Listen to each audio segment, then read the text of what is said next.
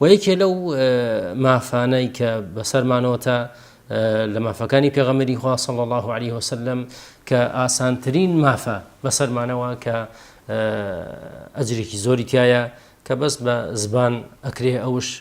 سەڵات و سەلام لەسەر پێغەمبەری خوا صلی الله عليه وسلم. بۆیە خۆشەویستان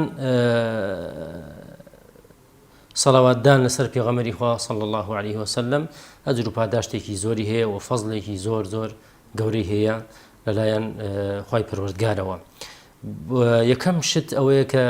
ئێمە وڵامی فەرمانی خوای پەروەردگار دەدەینەوە کاتێکە سەڵاوات ئەدەین لەسەر پێغەمبەری خوا صلی الله عليه وسلم، چونکە خوای پەروەردگار فەرمانی پێمان کردووە کە ئێمە سەڵاوات بدەین لە دیار پێغەمبەری خوا صلی الله عليه وسلم، چونکە خوای پەروەردگار عز وجل خۆی سەڵاوات ئەدا لەسەر پێغەمبەری خوا صلی الله عليه وسلم و لە دوای خوای پەروەردگار مەلائیکە بەڕێزەکان. بۆیە خوای پەروەردگار فەرمانی بێ ئێمەش کردووە کە ئێمە سەڵاوات بدەین لە دیار پێغەمبەری خوا صلی الله عليه وسلم. إن الله وملائكته يصلون على النبي يا أيها الذين آمنوا صلوا عليه وسلموا تسليما. كعبی کوڕی عجرە ئەفەرمێ کاتێ ئەم ئاەتە دابەزی بۆ سەر پێغەمبەری خوا صلی الله عليه وسلم، وتمان ئەی پێغەمبەری خوا صلی الله عليه وسلم ئێمە زانیمان چۆن سەلامت لێ بکەین، چۆن سەلامت لێ بکەین، واتە ئەلین السلام عليك يا رسول الله،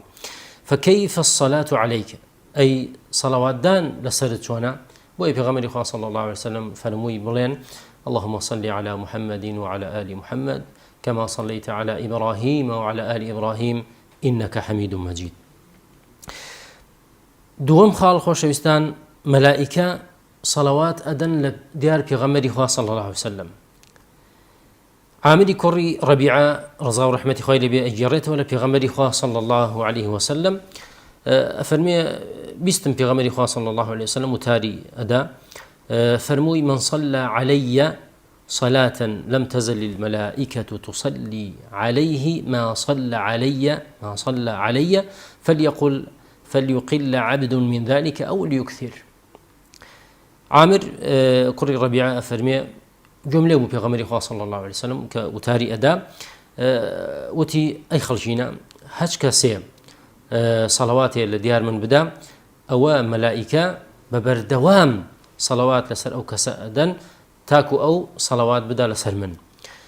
بويا هشكا سي أيوه با كمي كات صلوات دان لسر من یان ئەو تا زیادیکە، چکە بۆ خۆیەتی هەرچەندێ تۆ سەڵاوات کەم